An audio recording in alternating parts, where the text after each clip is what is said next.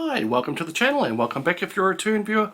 Today, a little book haul, just the stuff which has come my way since the last book haul, which was, I believe, at the last week of March. So this one will cover time from then on to the first week of May. Little bit of messiness there. I'll call it April, but you know, it's April plus a few days. So anyway, it's a grey and slightly damp morning here in Christchurch. It is early May, the 7th of May, and today the first book that I got in this time was one from the Random Book Club. Sorry, I just dropped the card. It's the Wigtown Bookshop Random Book Club.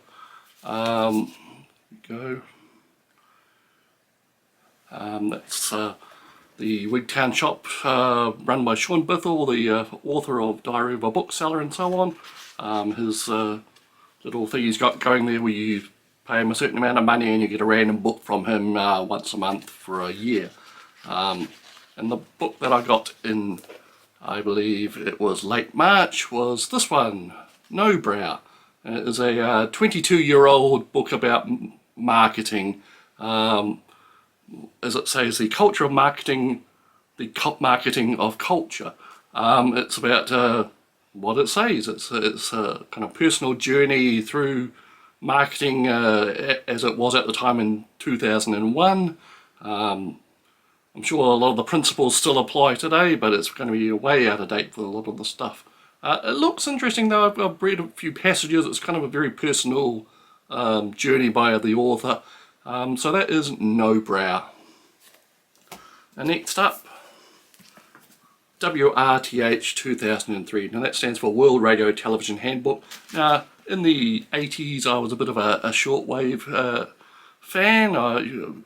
One day I found a switch on one of our family radios and it was for shortwave, and from then I was hooked. It was kind of, it filled the kind of gap in my my desire in my life that the internet fills today. That kind of shortwave was finding news and music and people and current events and whatever overseas. The shortwave stations used to be massively powerful and massively funded by the various sides of the Cold War. So you'd get the Soviet view, the Chinese view, the British, of course, the BBC World Service, all those type of things, and you could listen to this on a slightly scratchy, whiny radio which was full of interference from other sources, and I was engrossed by that. And one of the Bibles of the hobby was the WRTH, the World Radio Television Handbook. It had been published since early in the 20th century, and what it is, has a few articles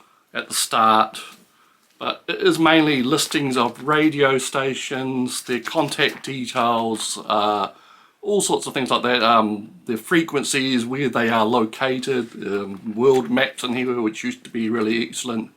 A couple of times I cut them out and put them on my wall.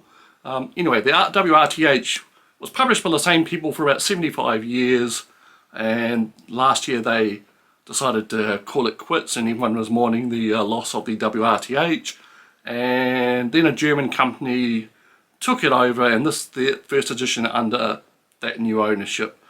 I have to say, even though they've managed to put more pages in it, it's not quite the same. The printing is kind of paper, feels a little cheaper, and if the information on New Zealand radio and television is anything to go by, it is kind of out of date.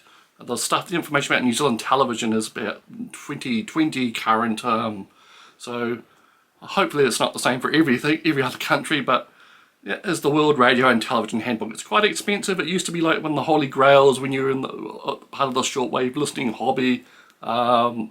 Less so now, I think. But there we go. That's the WRTH 2023. Next up, Tall Man in a Low Land. Now this author, Harry Pearson, wrote an unusual memoir which I reviewed on the channel a few months back called Achtung Schweinhound. It was kind of a memoir of his childhood obsession with war, which then the memoir kind of morphed into a history of wargaming.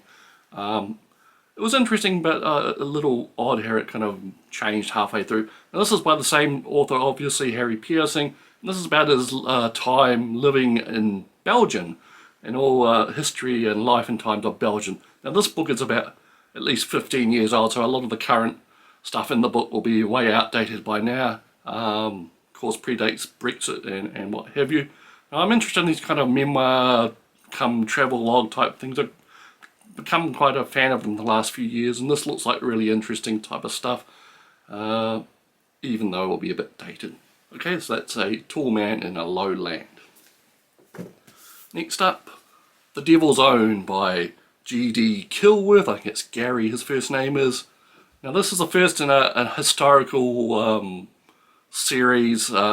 People have likened it to Sharp or Hornblower, that type of thing. British soldier in the wars of the 19th century. It's a little hard to come by these in physical form for some reason. You only can get 2 or 3 editions. I think there are 7 or 8 in the whole series. For whatever reason, they're difficult to come by, although you can get the whole series readily available on Amazon as Kindle books, and that's probably how I'm going to have to complete reading the series, I fear. The other interesting fact about this, the last book in the series actually takes place during the New Zealand Wars, right here in the late 19th century.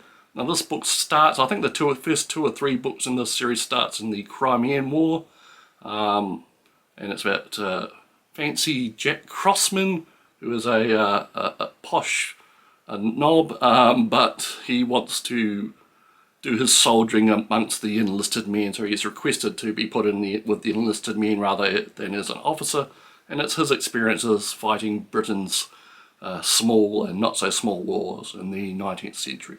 So that is The Devil's Own. Next up, a book I had on a book depository wish list for about a year, hoping it would come down in price, and it finally did. So it is the Uniforms of the Roman World.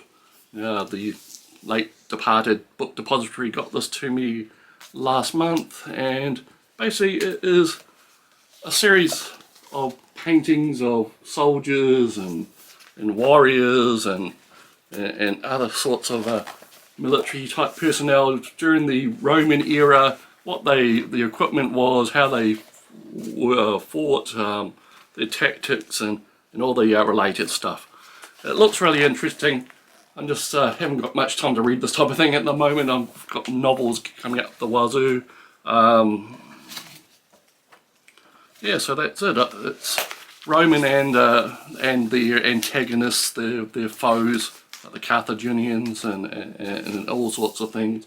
So that is the Uniforms of the Roman World. Next up, this one. 1001 Comics You Must Read Before You Die. Got old Judge Dredd on the cover. Now these books, these 1001 books, were really popular in the early 2000s up to like the 10 years ago, and they don't seem to be putting them out anymore. This one's dated 2011. So basically what it is, it's a bunch of experts that got together and decided the 1001 comics or graphic novels or whatever that you must read before you die, basically, like it says on the cover. And each page is a different one. It's got a little sample of the cover or the artwork, and it's arranged by decades, this book. And like I said, it was published in 2011, so there's nothing that's been published past then. It's kind of an arbitrary date that cuts off a lot of interesting stuff.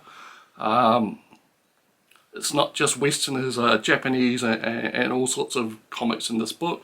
It looks like an interesting one to duck in and out of. I mean, you're not going to read this type of thing face to face. And there were other ones in the series like this back in the day. There was, I think the most popular one was 1001 Albums You Must Hear Before You Die. Similar thing. And I also have somewhere in my collection 1001 Books You Must Read Before You Die. That's all about literary fiction and so on. So that is it. 1001 Comics You Must Read Before You Die. Next up, Your Wish Is My Command. Now this is a graphic novel by an Egyptian woman author and artist, all about life in Egypt and a magical realism type of thing.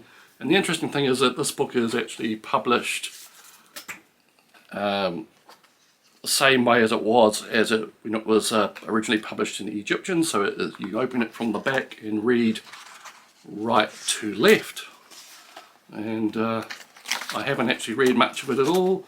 There we go. It is a graphic novel, like I said. So that is Your Wish Is My Command. It does have an Arabic title, there we go, which I believe says pretty much the same thing. I won't ruin it by trying to pronounce it. Shubik Lubik. Yeah, so that is by Dina Mohammed, who's an up-and-coming cartoonist and writer from Egypt. Lastly, but not leastly, 10 Days That Shook the World. And this is the latest book that's come from Biffle's Wigtown Bookshop for the Random Book Club. And this is a famous work of memoir, reportage, whatever you want to call it, about the Russian Revolution. It was written contemporary to those times by John Reed, who became quite famous in his own right. He was quite a sympathetic figure for the left-leaning side of things. I believe even Lenin wrote the introduction to this book, in some editions anyway. And Reed's story was used as the basis for the 80s movie Reds that starred Robert Redford. So that is 10 Days That Shook the World. Not sure if I'm going to read this pretty soon. It seems it probably is going to be a little inaccurate, seeing all the things we've found out in the ensuing century. But on the ground, front line reportage, what he saw, what happened, what he surmised was going on in the background. So that is 10 Days That Shook the World. Okay, I think we are just about done here. That is all the books I've received since late March. We'll be back again with a review. I've got Damascus Station and Red Team Blues in the pipeline. I'll be recording those videos probably in the coming week. So until then, we'll see you later. Have a good day.